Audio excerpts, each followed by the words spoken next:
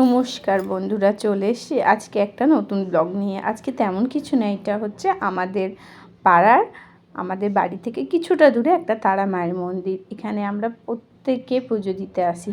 এখানে পুজো দিয়ে খুব শান্তি পাই। এটা হচ্ছে আমাদের মন্দিরের সামনে গণেশ ঠাকুর।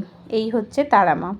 একবার দেখুন, তারা মাকে দেখলে যেন মনটা অনেক শান্তি পায়। আজকে রুদ্রকে স্কুলে দিয়ে এসে ওদের স্কুলে বসিনি, আজকে মায়ের মন্দিরে বসেছিলাম। আর ঠাকুরমশাই পুজো করছিল, আমার বেশ খুব ভালো লাগছিল।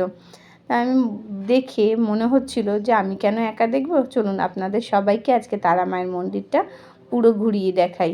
আমাদের এই তারা মায়ের মন্দিরটা খুব জাগ্রত, আর প্রত্যেক বছরে বড় করে ধুমধাম করে চৈত্র মাসে পুজো হয়। আমরা সবাই মায়ের ভোগ খেতে যাই, এত অপূর্ব ভোগ খেতে হয়। এই হচ্ছে মন্দিরের চারপাশে, চারদিক, তিন দিকটা খোলা, আর একদিকে মা বসে আছে। এদিক দিয়ে দেখুন, এদিক দিয়ে দেখলেও কি ভাল লাগছে।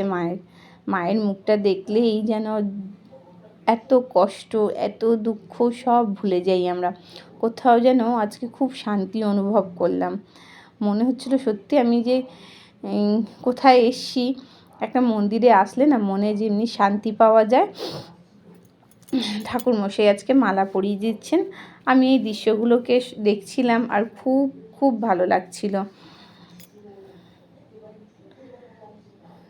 দেখুন কি সুন্দর মাকে লাগছে। মায়ের মুখটা যেন একদম জল জল জল জল করছে। মায়ের শাড়িটাও মাকে খুব মানিয়েছে না?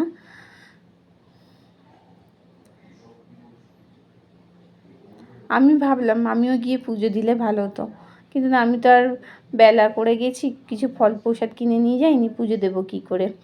এই হচ্ছে শিব ঠাকুরের বাহন, দেখে নিন। কিন্তু আমি এনাকে দেখালাম, বাবা মহাদেবকে তো দেখালাম না। আচ্ছা ঠিক আছে, পরে দেখাবো। এইটা হচ্ছে একটা গাছ। আমি না এই গাছটার কি নাম জানি না। কালকে আমি ঠাকুরমশাইকে জিজ্ঞেস করে নেবো এই গাছটার নাম কি, তখন আপনাদের ছবিসহ নাম পোস্ট করে দেব। আপনারা যদি কেউ জানেন গাছটার নাম কি, অবশ্যই আমাকে কমেন্ট করে বলবেন। এই হচ্ছে রাধাকৃষ্ণ। একবার দেখুন রাধাকৃষ্ণকে কত সুন্দর লাগছে। এমন দেখে মনে হচ্ছে যেন সত্যি বৃন্দাবনে চলে এসেছি। চারিদিকে কি সুন্দর, মানে পাখি, গাছপালা। এইটা হচ্ছে বামাখ্যাপার মন্দির। মন্দিরটা একটু দূর থেকে দেখাচ্ছি, দাঁড়ান, সামনেটা আগে দেখিয়ে নিই আপনাদের। এই যে মন্দিরটা,